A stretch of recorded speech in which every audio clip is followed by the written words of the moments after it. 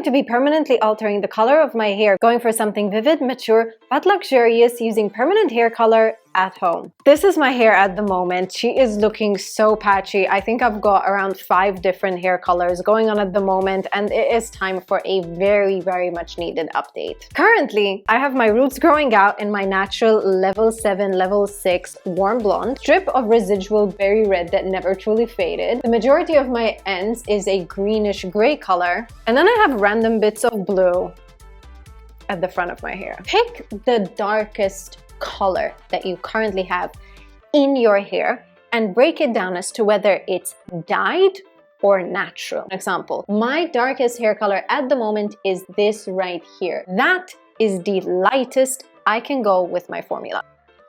However, we can still be super creative at this point. We can go purple, red, copper. There's this really fun blue-green that I've been eyeing for a while, or even just straight up brown. Our ends are then significantly lighter, meaning we could layer on this a whole new collection of colors if I so want to. For example, hot magenta.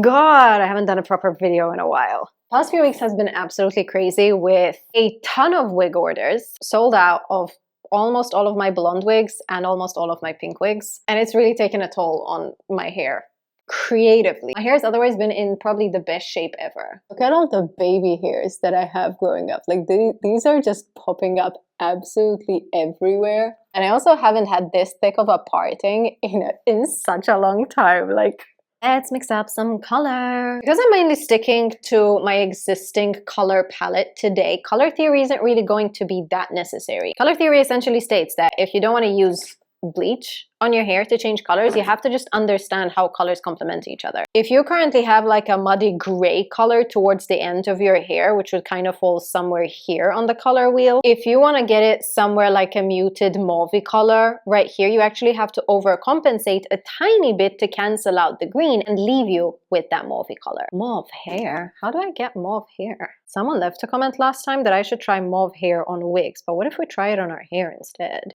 Cute on a wig, I think a bit dull on hair. This is the cutest I could find, and it just kind of looks like faded purple, and I don't think I do faded.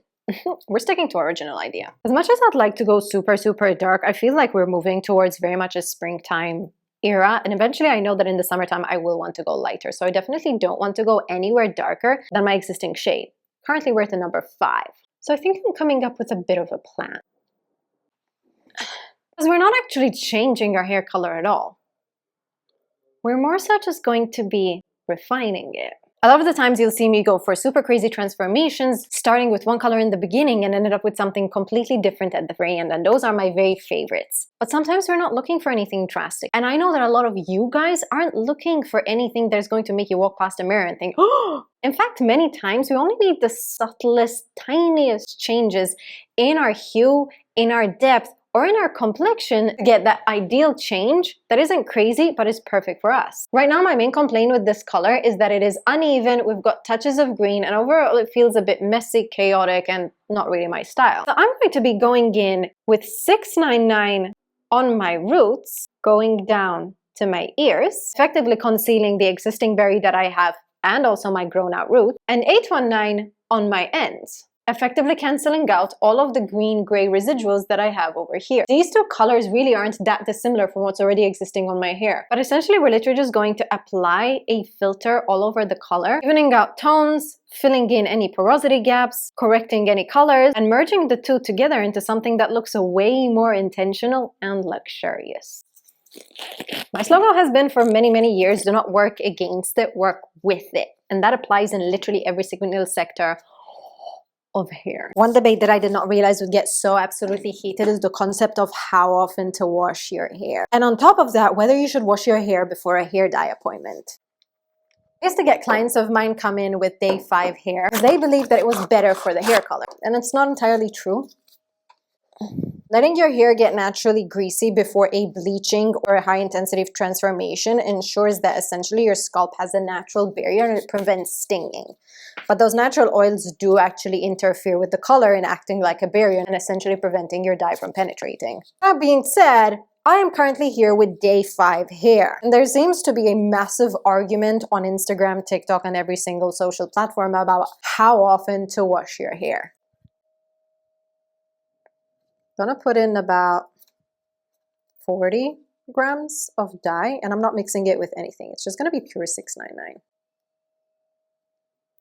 So I'm going to end the debate right here, right now. How often you wash your own hair is entirely up to you. If you have finer hair, oilier hair, extremely grease-prone hair, washing your hair every day is going to be your best option. But if your hair is curlier, thicker, denser, coily, or Z-shaped, if you dye your hair frequently, or your hair is chemically or physically altered, or if you wear wigs and extensions a lot, washing your hair every 3+ days is going to be your best bet. The reality is that we're going to be making our decisions not only based on when we should do something, but also how much time we have for something. Speaking out of experience, when I used to have extensions, it used to take me an hour to wash and then just dry my extensions. That did not include styling time. Anyone who has curly hair or even a bit of a fro is going to understand that wash days are something that you need to reserve in your calendar. This is my root color and I'm kind of in love. Now let's mix up my ends. Reality is that I am a hairstylist who has a particular affinity for bright hair colors, and bright hair colors do not love to be washed regularly. If you want to be someone who changes their hair color a lot, you cannot also be someone who washes their hair a lot. 20 grams, 25 grams of 819. The other day I was watching a colorist on Instagram and he said that the last 10 minutes of your processing time is when your tone of hair color gets processed into your hair. The first number of your hair color represents the depth, how dark or light the hair color is going to be. But the 99 represents the tone, and then the second tone of your hair color. What shade is it going to take on? But apparently the last 10 minutes, that is when the tone actually gets put into the hair, which is so freaking cool. Probably same thing with this, but I think it's so fascinating. As they say, bon appetit.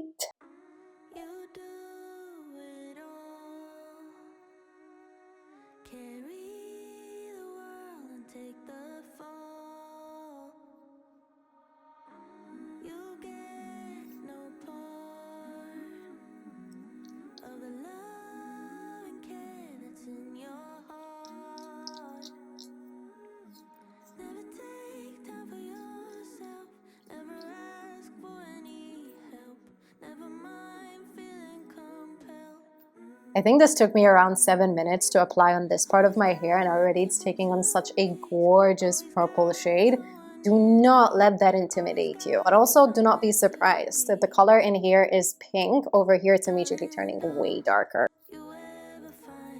Kinda want to see what this sounds like.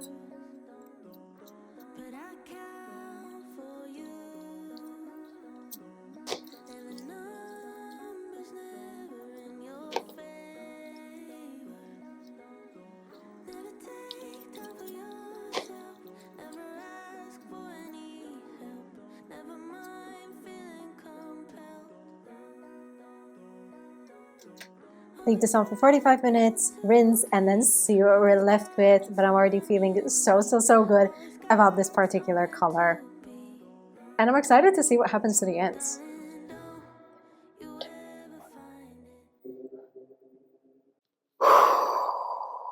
Same, but better. Oh my god, this is such a cute look. And by cute, I mean absolutely fucking awesome. I know we're no longer in vampy season. I don't care. This is fulfilling a portion of me that I felt has been missing. And that portion came because of roots. Anytime my roots are growing out, I just came from a meeting that upset me so much. Like, I kind of want to cry at the moment, except I don't want to give them the satisfaction. So I instead kind of feel like tapping into a more of a power play move or a boss look. I found this one. I know it's much shorter hair, but I'm radiating towards it. So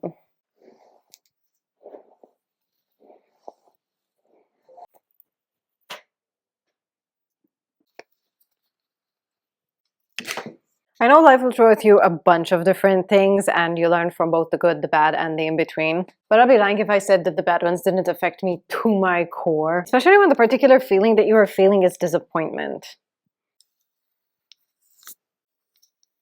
Like, I know things don't always work out, but then I'm like, couldn't you have just told me sooner? Like, I'm honestly very proud of where I am at the moment. Like, in a business perspective, I could not be in a better position. But at the same time, I'm literally a one-woman show. I'm trading every ounce of my time into starting, managing, and operating a business. And so to say that I guard my time wisely is an understatement. So when I come across people who seem to take advantage of that or not necessarily realize that, it kind of makes me want to cry. It kind of makes me want to whack my head into a wall. Then I think back to the time where I received my very first cease and desist letter, where they literally said that I was using my name, image, and likeness to promote a product that was counterfeit to their products, that I was to stop all production, all marketing, return all counterfeit goods, and return any and every single revenue that I've ever generated selling these products. I was 24 at the time. It was literally, I think, 8 months into running my business and receiving this at a time where I was also, I think, breaking up with my partner was cherry on top of the cake. I remember I got my very first panic attack,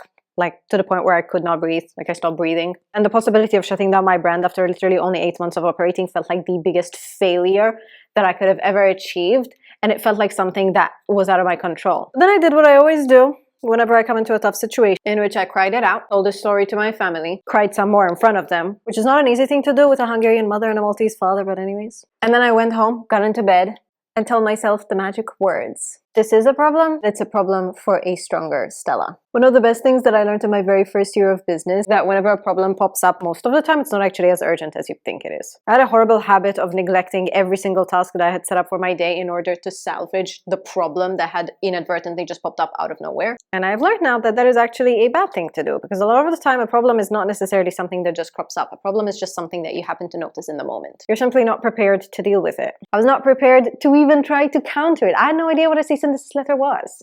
Do you guys know? It's fun. Look it up. The very next day, I put on my veriest bitch-ass boss outfit, did my hair, did my makeup, cracked my knuckles, contacted the lawyer that actually filed for the registration. And she said most likely they were threatened because I already had an active audience within the market that they were selling into. So she sent them a nice little email, an official document, and they never replied or go back to us ever again. And although it was a painful process because the legal fees alone were in the 4 figures, I've now come to appreciate it as a 4-figure life lesson. Problems will come up, people will disappoint you, things will come and try to hurt you. And a lot of the times you're going to have to be your own cheerleader. You have to fight for yourself. I think that's probably the best advice that I can give to anyone wanting to start anything on their own, especially women. You have to be your own cheerleader. You have to, for yourself, you have to stick up for yourself, and you have to be a menace.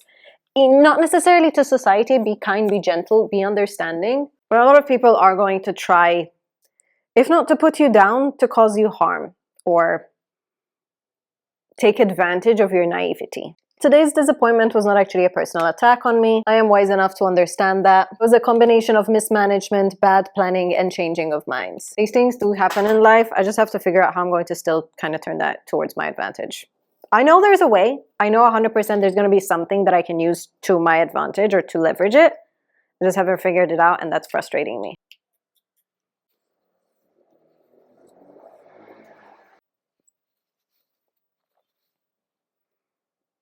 Which way do we do it? This way? This way, 100%. Okay. Another thing that I did learn is that when something is going good in your life, celebrate it.